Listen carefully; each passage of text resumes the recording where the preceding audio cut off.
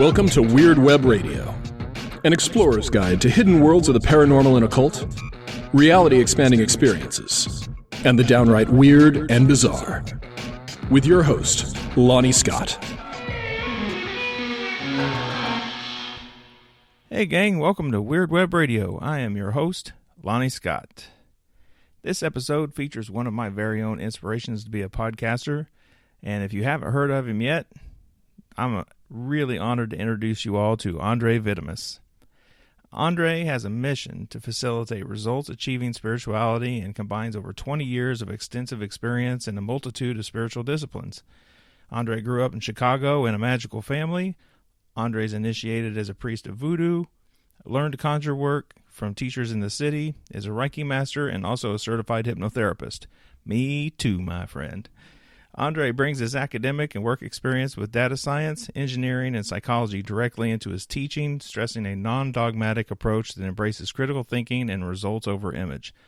Andrieh is the author of the modern magical classic, Hands-on Chaos Magic, Reality Manipulation Through the Ovaki Current, and is published in a multitude of anthologies and has several courses available at his website, resultsoverimage.teachable.com. And you'll be able to find that in the show notes. You can also reach Andrieh at his own website, andriehvitimus.com. Also, again, will be available in the show notes.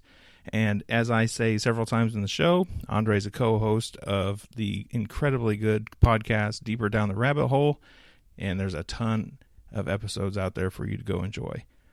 Don't let me stand between you and Andrieh for very much longer. Stay weird, my friends. Andrieh Vitimus, welcome to Weird Web Radio. It is awesome to have you here, my friend. Well, thanks for having me. I'm pretty stoked. It's not every day somebody gets to have one of the reasons you're a podcaster on your own podcast. Nice. Long time listener, Deeper Down the Rabbit Hole, and I'm pretty stoked to have you on Weird Web Radio. I'm hoping we could get us going back again soon, probably the first of the year. Same. Well, I'll tell you what, and all the road opening work I like to do, I'll throw your show in there, see if there's any blocks that need to be removed by someone else. See how that helps. Well, there you go. Yeah, whatever works, right? Magic people Exactly. helping magic people. That's how it should be, actually. I agree. Yep. I ran into this concept called mutual flourishing, and I always think it came from Gordon White, but I'm never quite certain. And every time I have another podcaster on, it makes me think of that term, mutual flourishing, like having each other on shows or promoting each other's shows or doing things that help the other. That's always a good thing when and where we can do things like that. So with all that said about mutual flourishing, podcasters and magical people helping magical people, part one, for folks who aren't quite aware yet, we're doing a part one and a part two with Andrieh. This is going to be more focused on the road spirits factor of my show, where we talk about the reasons why we do magical journeys, magical travels, religious travel, and that kind of thing. And before we started recording, you started talking about the nature of quests. That itself is a pretty cool title. So what is it about a quest? When you talk about a quest, what are you thinking of? Well, a lot of times when people are in magical circles or really caused to go on a journey, like of some sort, either a magical journey, pilgrimage, or something else, it really falls into more of the heroic aspects of a quest. Really, they are going there for some reason. They may not know the reason, but it fits all the aspects of a hero's journey inside of the magician's process, right? For some reason, one reason or another. This doesn't necessarily have to be the famous places either. But a lot of times people used to sub in the famous pilgrimage to try to get something out of it.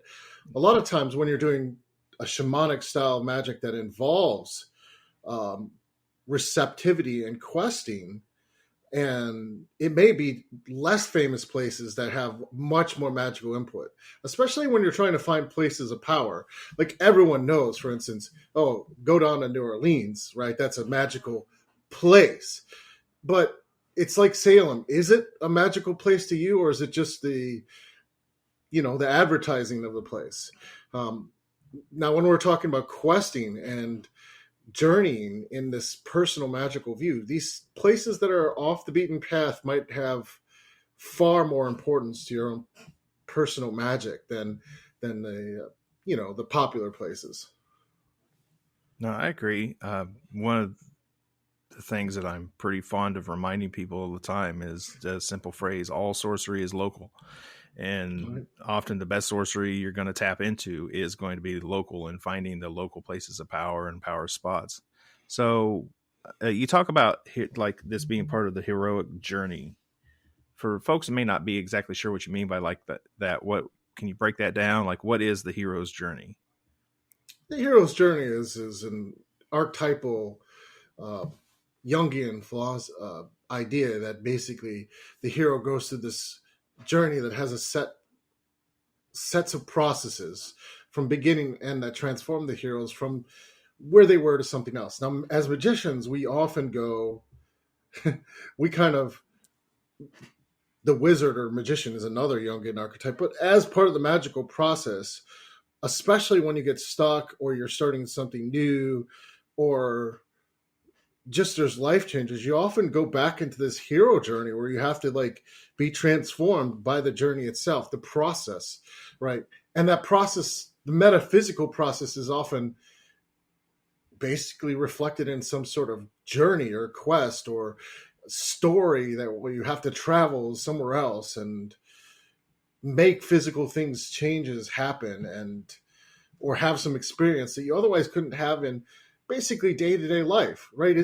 When we're meditating and sitting in our offices or spaces, it's easy to get stuck, right? So sometimes, especially when you're doing a more spiritual practice that involves, well, spirits, they will drag you out of the house and get you to go places, to get you out of you get your energy systems and your mindset and your whole emotional matrix out of where it's at, the whole psyche out of where it's at, into something new, and give you this experience that it's not really they give it to you. It's more like you co-create the experience based on what you do and how far you take it. The whole idea of being like spirit led, spirits pulling you into these kinds of journeys. What's a kind of recent example maybe that stands out in your mind where you felt compelled by some outside force to go find a thing you didn't even know what you were looking for to begin with, but you just knew you had to find it? Well, I recently moved to Canada. There was a situation where I was trying to find a sort of an area of power that's a little bit darker. And I had to, because I'm trying to get my balance in a new city, in a new country even.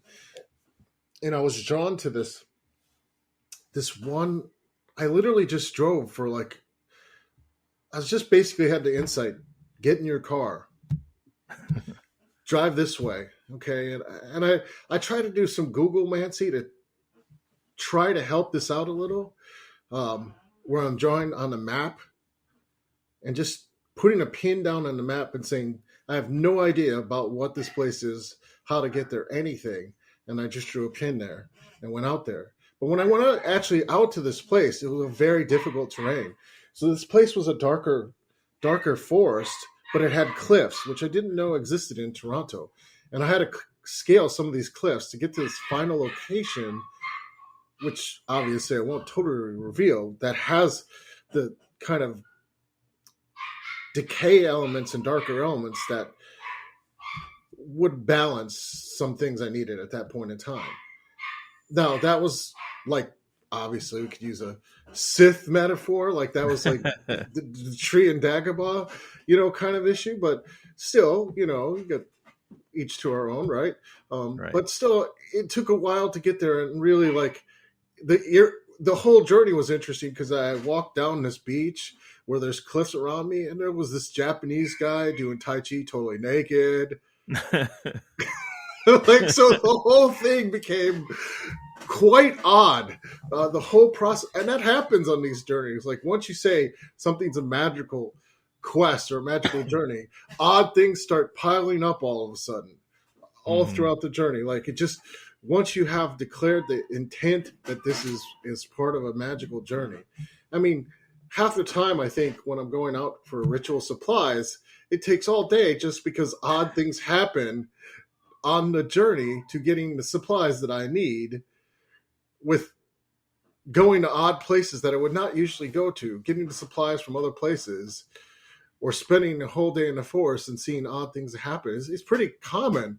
Like, once you go on this kind of like, okay, I'm on a journey and like I'm on this quest to get these materials from the forest, it never goes the way you think. It kind of always goes this, what just happened here?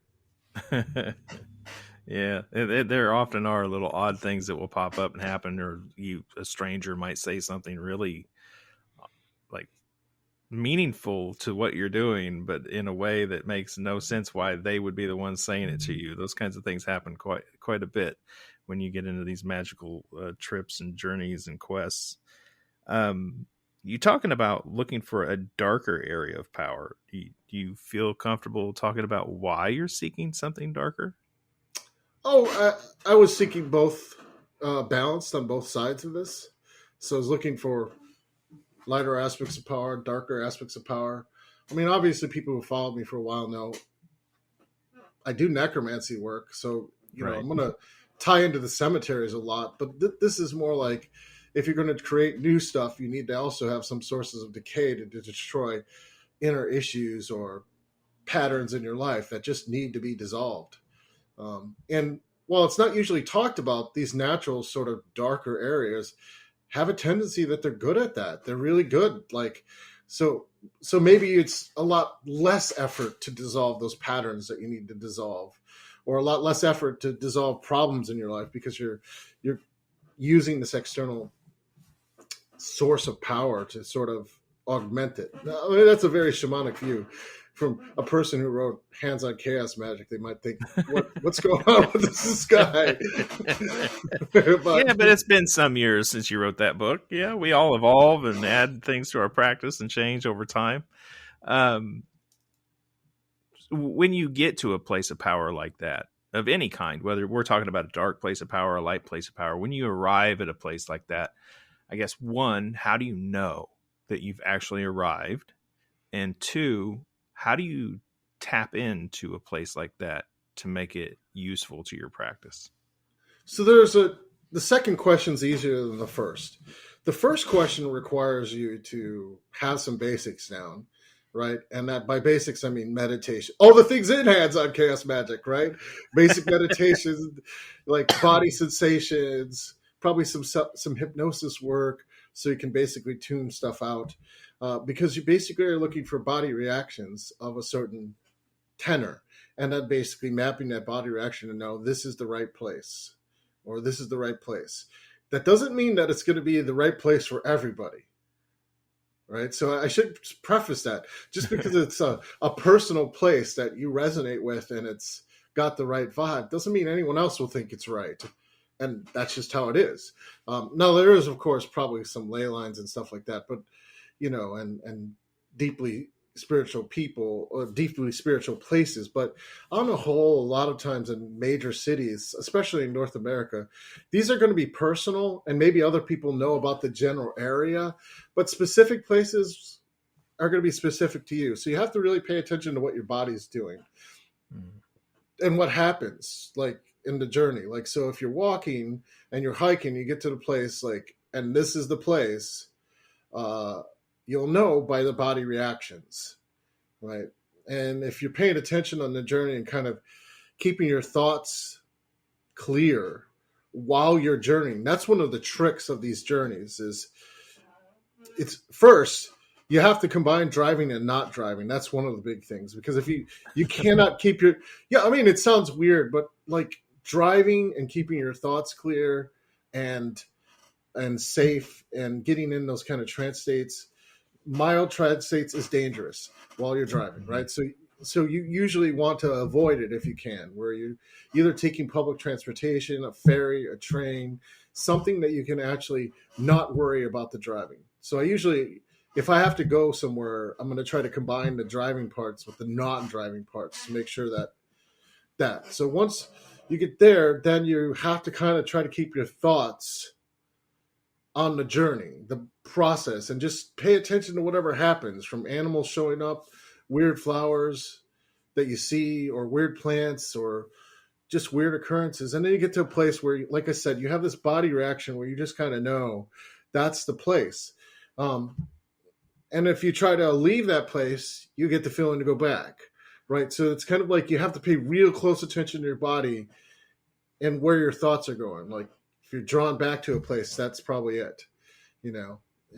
Now, the second thing is there's a couple easy ways to actually work on a sorcery type of method for, I don't want to say binding, but actually using those places.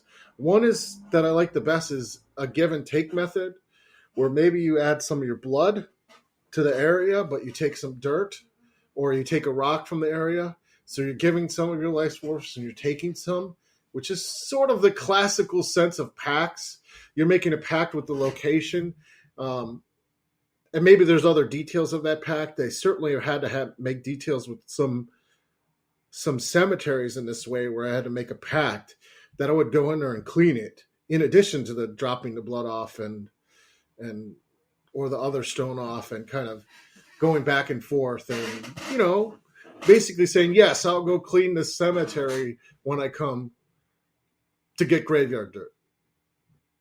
Like if it's not clean, I'll go pick up the garbage from what people did. And, you know, a lot of times, like forest places of power will accept that as a pretty good offering, you know, and then you're using the basic connection of sympathetic magic, of maybe a bloodied crystal or something that you put in the ground, and then taking the stone, right? So it's a stone for a stone, or water for water, or something like that, where you're making a connection, a sympathetic connection, and saying, this is part of my existence now. And kind of you put those things and make them pretty and put them on your altar then.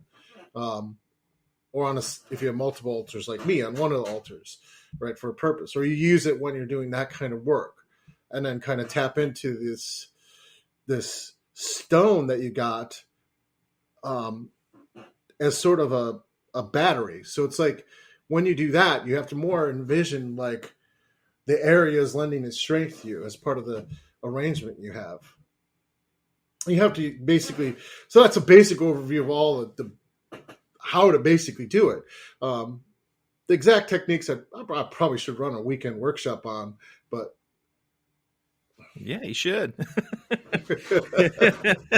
All right, folks, go to what website is it? No. Yeah. Well, I have a store in Toronto now, so like, you know, oh, nice. So we'll run it up there, like, you know, which I think that is. So you have an actual brick and mortar store servicing what, metaphysical supplies and whatnot? Yeah. Go ahead and tell people where to find it. QueenCityCurio.ca or QueenCityCurio conjure.com. But we it's also an acupuncture center, so there's some spiritual supplies, less statues and stuff, and more like the raw stuff, like herbs that you need for an apothecary to get the stuff done you need to do, or oils that we work on. Very nice statues stuff. I figured. And we actually have a weird model because we don't even sell books, which sounds weird for an author. But we have a library. So we tell people we have like 1,000 books in our library, or 800 books.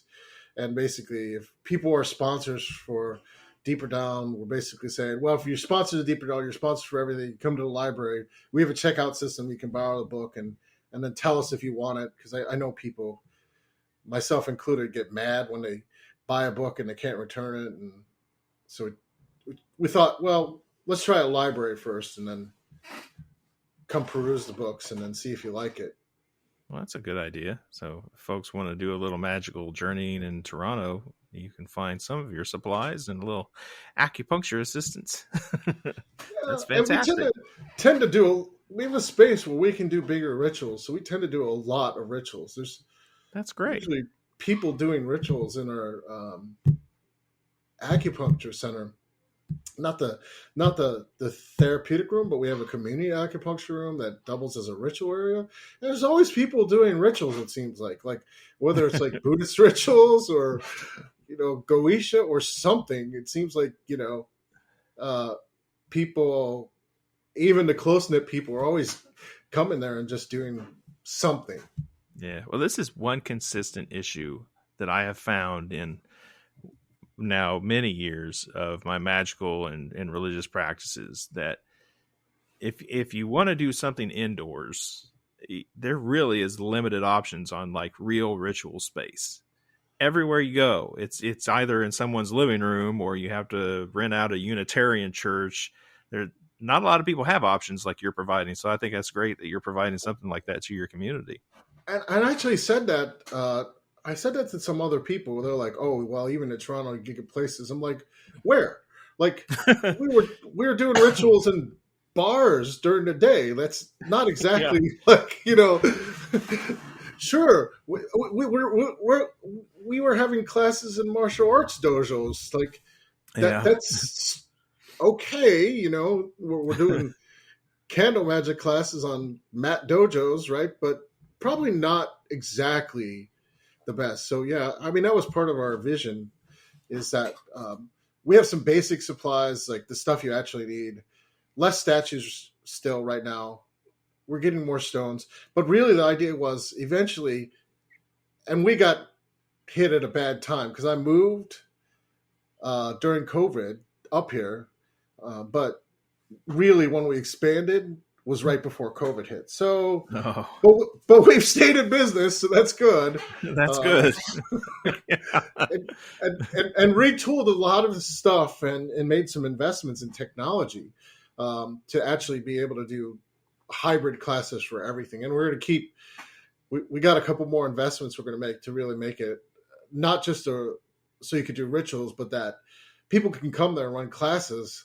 And we have wireless mics. We have, you know, a top-down ceiling to floor webcam, not webcam, but a conference room kind of camera that we can kind of control for people doing rituals or doing classes. Like, so we're really investing. We invested in technology at the beginning of COVID to kind of deal with this reality that probably is going to be with us for a while yet. That's fantastic. I'm glad you're out there doing that kind of thing.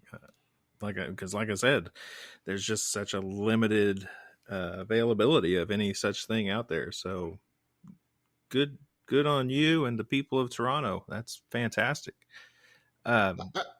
I think too, one of the things is that all the people involved in Queen City Curio and the Acupuncture Center are really friendly towards most magical systems, which is unusual. Like, so it's not like there's just New Age rituals going on. That's not going on. Like, that's not all that people do. Like, we're really willing and accepting of, you know, people doing Wiccan rituals or left hand path rituals, and we're not really judgmental about that. I think that's really unusual. I think that's really unusual in most of the occult, actually. Like, and the culture is to be that way, to just kind of accept it and say, okay, this is just a different paradigm. It's cool. Let's take a look at it. Yeah. I guess it just depends on where you're at and the groups you're interacting with, how inclusive one will get or versus the other. So I'm always on the side of inclusivity and curiosity myself, and always happy to know people that are. We talked about kind of a spirit-driven search for a place of power.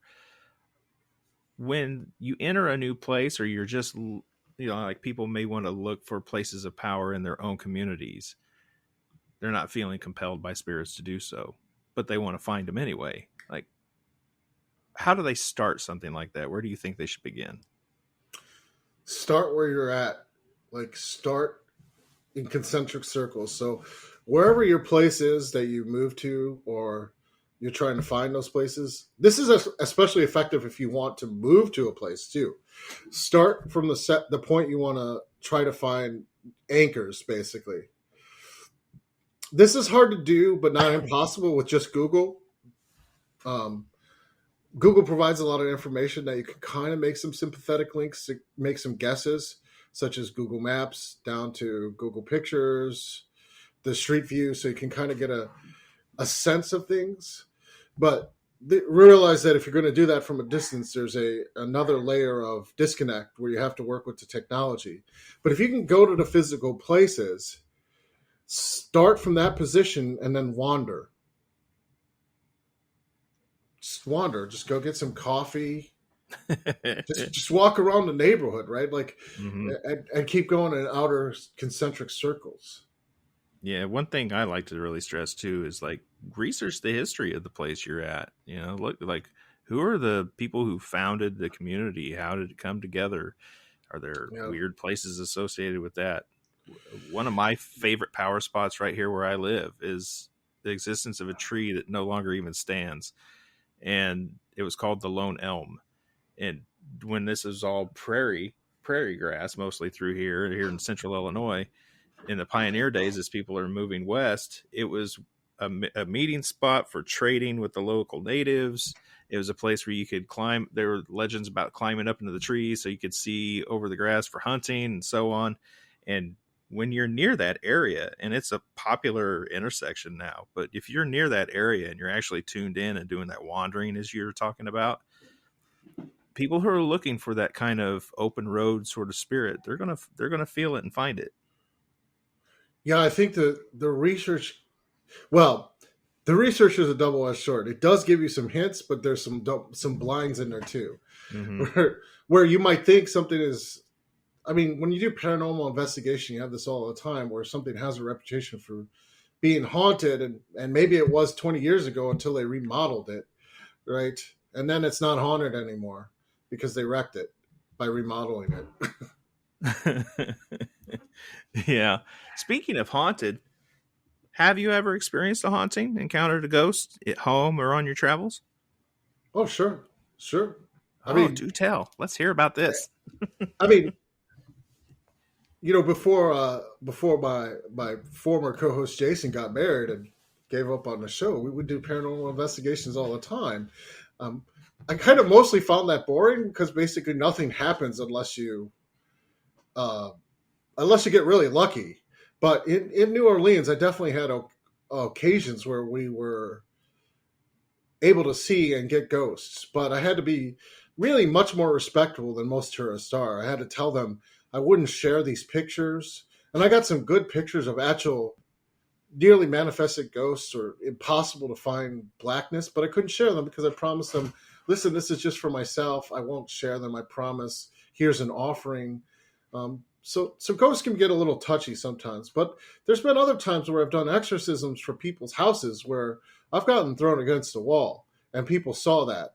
I think one time I did it was basically a haunted house that I somehow got a TV gig on Spiritual Investigator or something. And then I basically had to do a house exorcism, and there was weird stuff going on. Even the production crew got a little weirded out during the exorcism. I didn't get thrown against the wall or anything like that, but you know, shadows moving, stuff falling off the walls when you're in the middle of ritual, stuff that would usually kind of rattle most, not new magicians, but rattle people who hadn't done that kind of work before.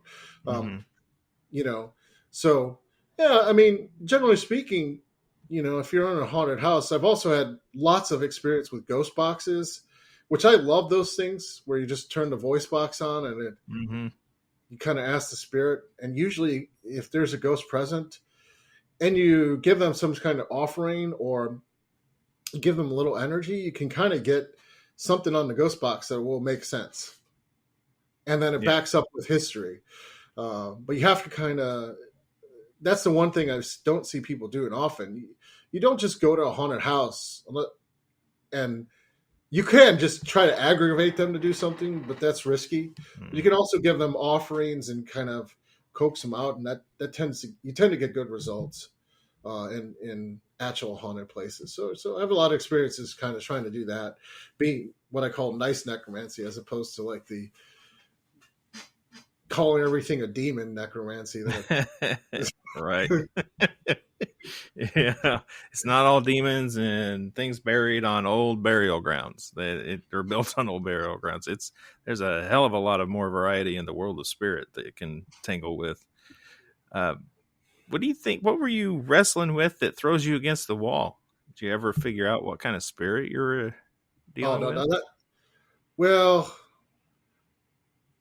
yeah, that was a classical demon, but not a Goetia demon. But I mean, that was really early in my magical career, and uh, the person had made a pact that they shouldn't have made. So, I mean, from a purely animalistic point of view, the demon was really just protecting its food source. And, it's correct to say, hey, now I would say, well, you made this pact. You need to renegotiate this, not just do an exorcism. Because you made this pact where it can drain your energy. You shouldn't have made that pact like in the way you did. But I was a noob. I wasn't quite a noob, but I could do the exorcism, and then it got mad and punched me in the face, and my nose bled. It was a pretty good experience. Pretty intense. Yeah. Yeah, I always just generally take the whole attitude of like, oh, okay, oh yeah, it's on now. But we're not going to go out like that, right? So, and realistically, that's the thing about those type of occurrences. You might get one thing where a spirit can do one thing because it has enough force and energy. But if you really don't get terrified after the first thing, it doesn't have enough energy to do multiple things like that usually. But usually what happens is people get terrified. And once they're terrified, that you're pretty much owned. Like anything can feed off your fear and basically make other things happen. But I mean, really, it's you who's empowering that, not the opposite way at that point. Yeah, it's a useful insight. Yeah, so calm down, folks. Right. Less problems. Yeah, if you're kind of doing that, or something bad happens when you're ghost hunting, unless you want more weird things to happen, if you can amp up your own fear, you can kind of get them. There's more energy for them for weird stuff to happen. So it's such a primordial type of energy that it kind of riles everything up at that point. But if you're looking to not have anything else bad happen after the first weird thing, all you have to do is calm down, keep track of yourself, and basically say, yeah, we're not going to have that. And it'll stop, right? It'll basically slow down. Yeah. So you're talking about taking some trips down to New Orleans that were about paranormal investigations. I'm sure that's not the only reason you were going to New Orleans. I mean, what's down there as a friend of mine describes New Orleans, in the country within the country. He's like, you ever want to leave the United States without leaving the United States? Go to New Orleans. Yeah, I almost moved to New Orleans, and actually, there's an interesting story around that. Like, that was an example of not doing something because the spirits advised against it. So I was all ready to go. It was 2 weeks. I'm like, yeah, I'm going to just go down here to New Orleans. I'm going to live here for a few years. Right? I really love voodoo, and I love New Orleans voodoo, maybe even more than Haitian voodoo. So I'm like, let's just go down there, like be around it. Like every other block is like this dichotomy of like what feels like sacred and profane and together and life and death all back and forth. But so like, yeah, there's been lots of experiences there, but the interesting, like the city is because of those extremes. Like people don't realize is while New Orleans is a big party town, it's also a really dangerous place, right? When you have that kind of like social dichotomies, the social chaos, it kind of allows for magical chaos, which is a lot of what happens in New Orleans. You have a city below sea level. If you know anything about water and its relation to spirits, it tends to amplify that, especially spirits of the dead. And then you have this dichotomy of, tittied women on, I forgot the name of the street now, but everyone knows the street. Yeah. Totally drew a mind blank. But you got that, but then realize New Orleans is a profoundly dangerous place. Like you could die in the cemeteries. So you have this is why it has such a magical imprint is, I think, because it's like this dichotomy of life embracing and death right there that reflects on why you should embrace life. And there's this whole natural chaos to the city that actually lets you really, the extremities give you the magic, allow the magic to be seen in a way, maybe even in a way that Salem isn't quite even so good at, because Salem has a history, but it's not quite a dangerous city like New Orleans. No, Salem's very, the word that keeps popping in my head is very commercial. Yeah, I mean... Yeah, it's presented in a safe way. Yeah, I mean, New Orleans, like, yes, there are some commercial places that you can go to, but there's also places that are definitely not commercial. And there's places of magic that are definitely not commercial and definitely not safe. Yeah. So, I mean, for folks who want to visit New Orleans for more magical reasons, I guess, or like, what do you recommend that they do when they get to the city? Where do you think they should go? Is there some precaution they should take, considering that it has that more dangerous element? You got to be situationally aware. So, if you're not used to being in a major city that isn't that safe, you kind of got to get that down. That means being aware of your surroundings. Some things after at night are probably too risky to physically do. You might be magically inclined to do that. I think one of the best places to start is the French Market, because you got the ins and outs, and that's the old market, not the downtown, which is really not. It's kind of grafted onto New Orleans. The downtown of New Orleans is sort of grafted on. So start in the French Market, and the French Quarter, which is really touristy on the front side of that. But when you go on the back side of it, it's not. It goes into more Menagerie and the backside of Congo Park, where it is still somewhat safe, but it isn't at all as consumerish or as kishous. And you'll see stuff that are obviously magical places that are not, like the New Orleans Voodoo Temple and other things that are not quite so touristy. Yeah. Can anybody go to that temple, or are they open to the public? Like how open is the New Orleans voodoo practice and community? Are they real welcoming to outsiders, or is this something that you've got to be in the practice to really get to the real thing, not just the commercial storefronts? So one of the things about voodoo in Haiti and New Orleans is that they were always public practices, much more than like ceremonial magic. Like some of the rituals in Haiti look more like stadium performances of possession than what anyone would ever see here. But in New Orleans, it has a history of that too. Now, granted, in Congo Park, there was great big dances and stuff like that. But, the New Orleans Voodoo Temple and some of the other kind of occultist running things over there are pretty open.